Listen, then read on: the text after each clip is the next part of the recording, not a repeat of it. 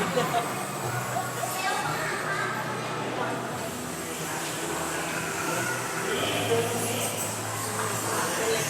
วมันเนียนเนาะใช่ฉลามทิพย์ไหมลองอ่านดูดิ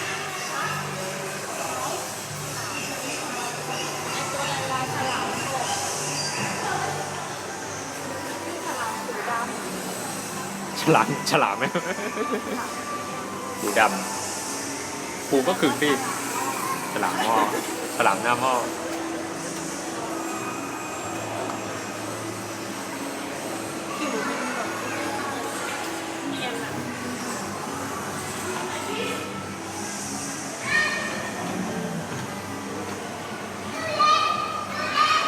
อย่าถ่ายสัก2 นาทีนี่มันลูกฉลามว่ามันโตเต็มที่ได้แค่นี้เขาบอกโตเต็มที่1 เมตรอ่านอยู่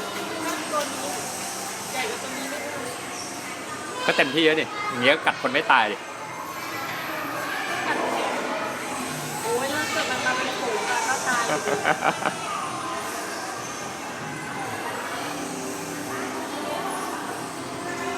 นี่ครับมาครับ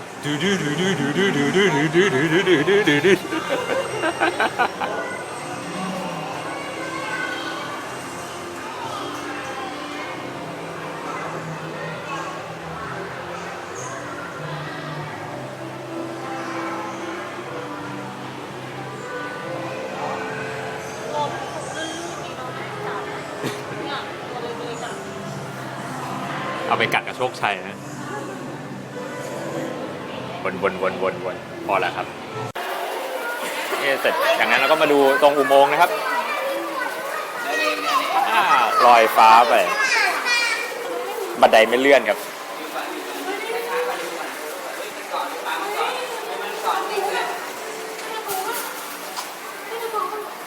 รูปครอบครัวนะครับ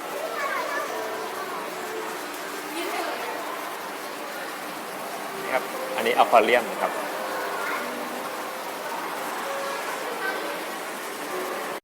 นี่คือใต้อควาเรียม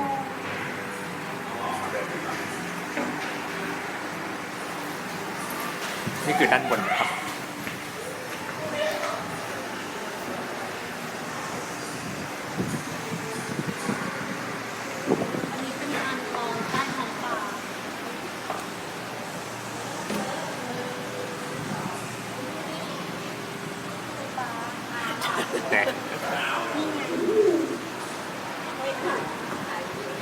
ท้องปลา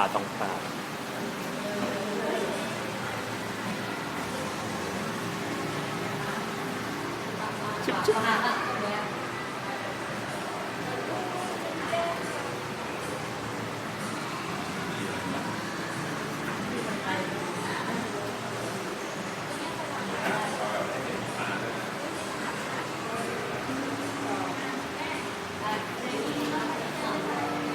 อารมณ์ปลาพวงว่าปลาอะไรครับเนี่ยแต่หันมาดิเพื่อจะได้มองดูเทียบกับขนาดจริง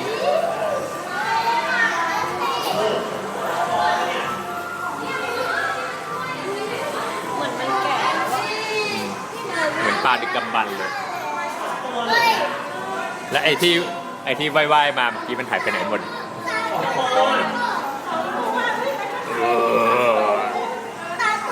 ไหนดูดิว่าถ้ามันอมหัวเด็กได้มัน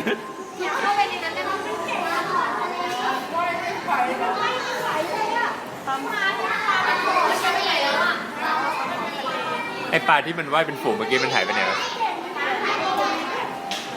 เป็นเรื่องมันมาเข้าฉาก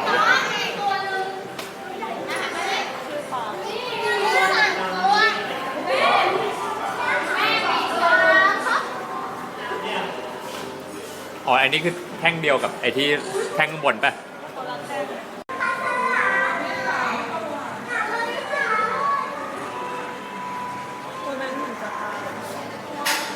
ส่วนนี้จะรอดไหมเนี่ยไม่ไหวแล้วอ่ะตัวนี้3มาแล้ว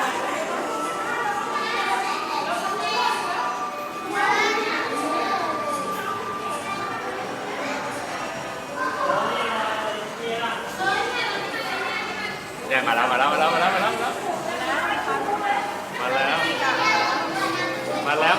เข้าฉากแล้วโอ้ยมาแล้ว ห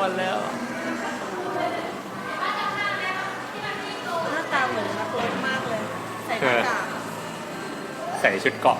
ใส่หน้ากากเกราะ มีปลาตัวปลอมแฝงมาด้วย นี่ก็3 ผู้ยิ่งใหญ่ 3 ผู้ยิ่งใหญ่ครับนี่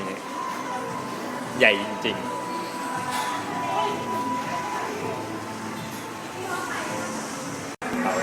เต่าทะเลครับบอกว่าได้เจอเต่าแล้วจะอายุยืน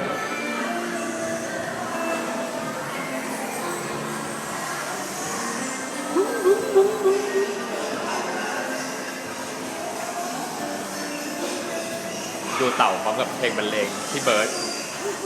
ให้ช้ำพี่เจดูดิไม่มีทาง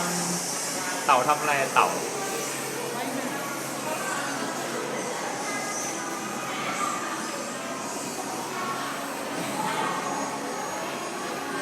ตะนุ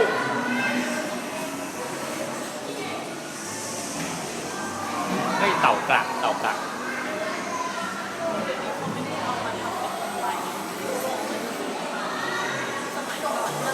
ำลังฝึกตีกันเชียงอยู่เต่าไม่ใช่ไม่เต่าต่างหากเอาท่าเต่านี่ครับฝึกไว้ฝัด55นะครับ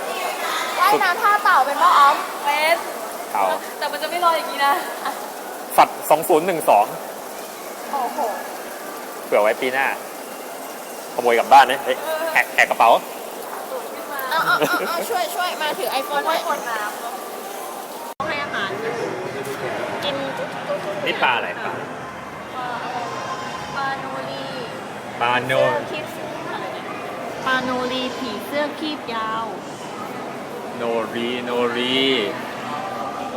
จะถ่ายสัก1 นาทีปลาสลิดด้วยเอามากินได้ไหมตามถ่ายปลาโนรีตัวใหญ่เนาะโนรีรู้ว่าถ่ายอยู่ก็หลบอะไรหลบอยู่นั่นแหละตัวใหญ่อ้าวถ่ายปลาโนรีพอเป็นพิธีแต้ม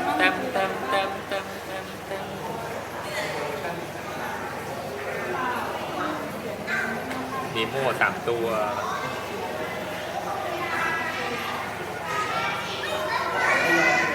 ปลากระตุก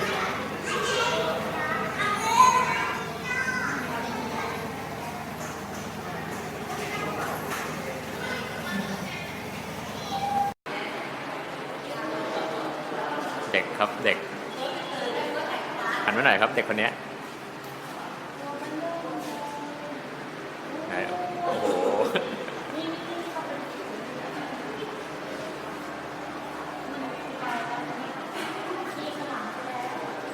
ตำไทยฉลามฉลามมีฉลามอยู่ตัวเดียวนี่ปลาเก๋าอะไม่ใช่ปลาเก๋าตัวนู้นเนี่ยอันนั้นไม่ใช่เก๋าตัวเป็นของกินอย่างเดียวลูกปลาเก๋าตัวที่อยู่ในอุโมงค์เป็นปลาเก๋าโอ้โหใหญ่โคตรนี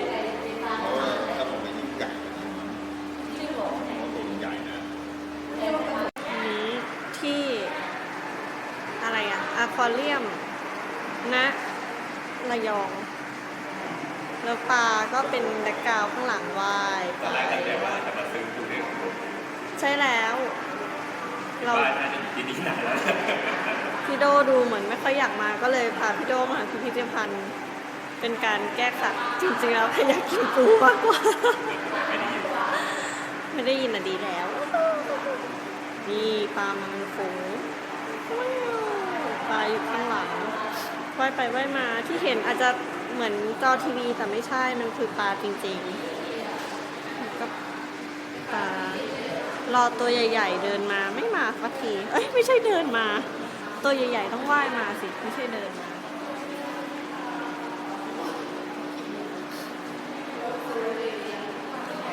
จะดูว่า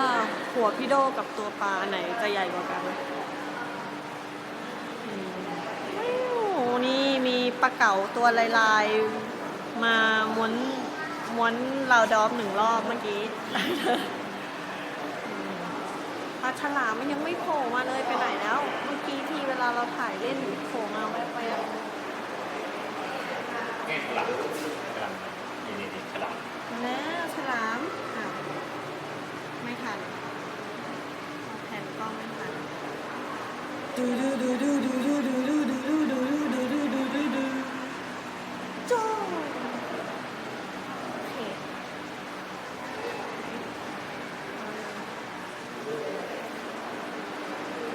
กลับมา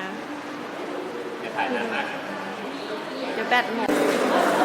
แทนมาถ่ายที่ไหน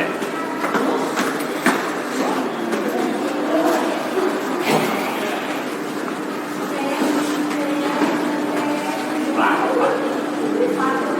ฮะ ถ่ายได้ถึงนาที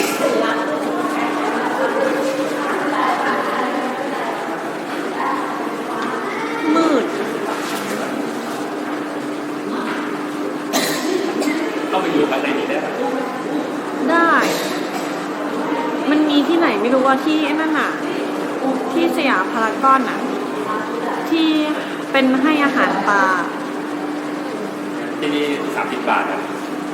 นี่ฉลามไปแล้ว อ๋อลูกฉลาม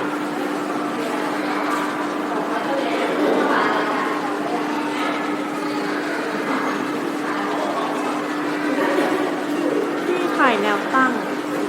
ถ้าถ่ายแนวนอนมันก็จะ อ้าวหลบกล้อง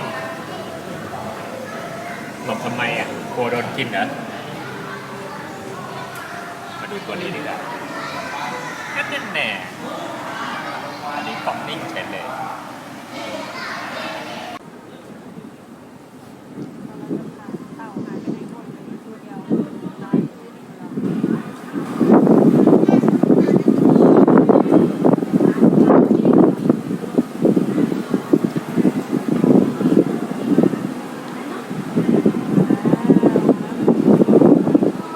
เนี่ยเต่าฟรีสไตล์มาแล้ว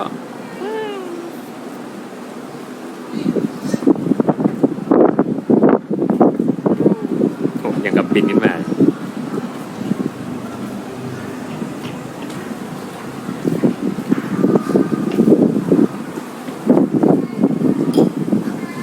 โอ้ น้ำกระจายเลย ว่ายเร็วมาก ตัวนี้มันชอบเล่นกระจก